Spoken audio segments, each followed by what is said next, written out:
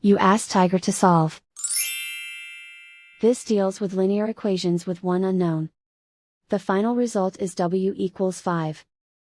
Let's solve it step by step. Simplify the expression. Group like terms. Simplify the arithmetic. Group all constants on the right side of the equation. Add 10 to both sides. Simplify the arithmetic.